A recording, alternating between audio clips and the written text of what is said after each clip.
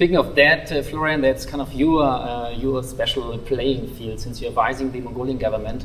How's the situation going for Mongolia? Have you heard any news there? How much of pressure would they feel at the moment?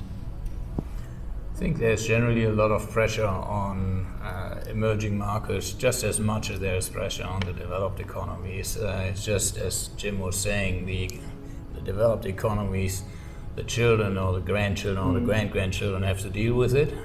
When it comes to emerging markets, the developed markets and the institutions, they always expect a solution immediate. If they would apply the same kind of discipline to their own financials, which they love to apply to the emerging market, things would probably be a little bit easier for them. Having said that, there are emerging economies who have been dealing with the situation, the pandemic, surprisingly well. I would say that Mongolia is one of those countries. The COVID rates until recently, they just had a new outbreak, have been surprisingly low. They've been very strict in containing containment measures, and they also have supported local businesses very well, all not departing too much from what was previously administered by the IMF. The IMF are no longer in the country, but the relationship with the IMF continues to be good, and there's always a possibility that one meets a second or a third time in life. But they have been very disciplined, something that cannot be said about all the emerging market world. Yeah. Speaking of money printing, that seems to be the only answer we have at the moment, right, Jim? How would you say? I mean, Well, it's not the only answer we have. That's the only answer they have.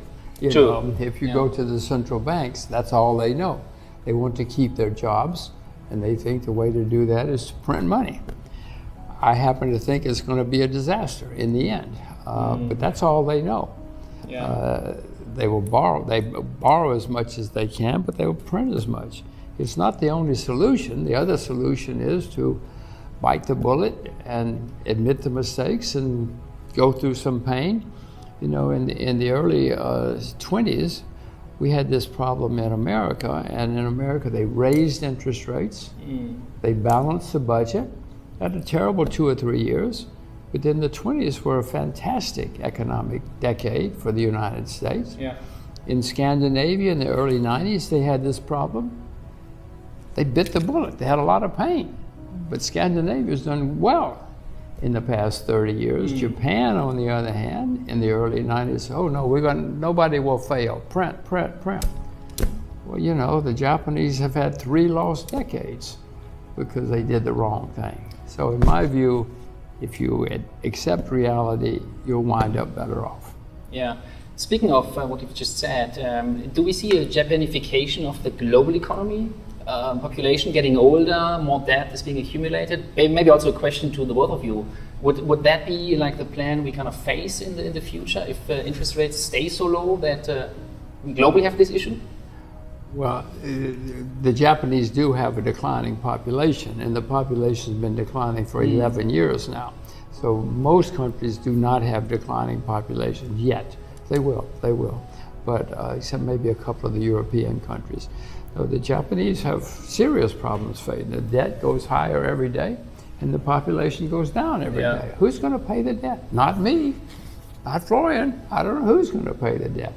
No, the Japanese are setting themselves up for a huge problem down the road. Now, will other countries have that problem? I don't know. Taiwan, Singapore, there are countries that have low birth rates, but nothing like Japan. Yet. Would you see, Florian, that this is becoming potentially an issue? I would agree. You do need negative demographics to support the argument of a Japanification. And I think Europe may have issues, depending how Europe continues to respond to the burning questions at the moment: digitalization, less bureaucracy, and generally the future of globalization. If Europe is becoming a driving force in all these items, they don't necessarily have to go the way of Japan, but I'm not a big fan of the bureaucracy in Brussels. Just looking at the vaccination campaign, how that was run against the wall, I'm skeptical, although I like the idea of Europe, but I'm skeptical about that. With regards to other areas, the United States have an increasing population, and so do most of the emerging markets. I do not see that risk immediate. What I see is a risk of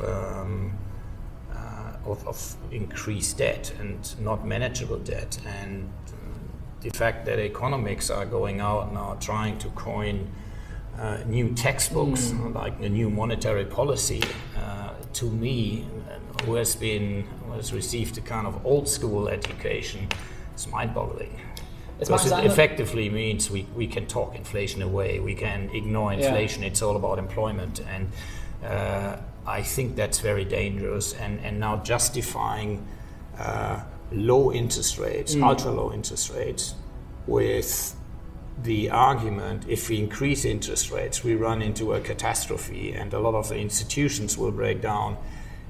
So we keep interest low. Yeah.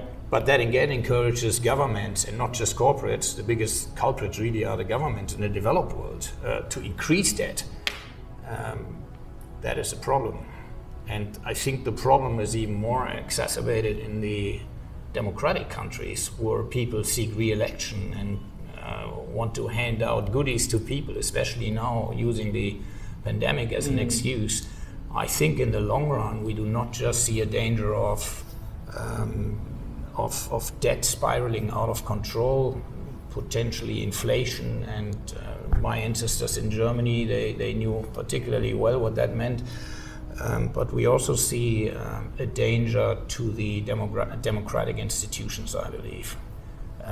So I agree with Jim. I think it's very unclear where all that leads into, but it is a vicious cycle and it is reckless.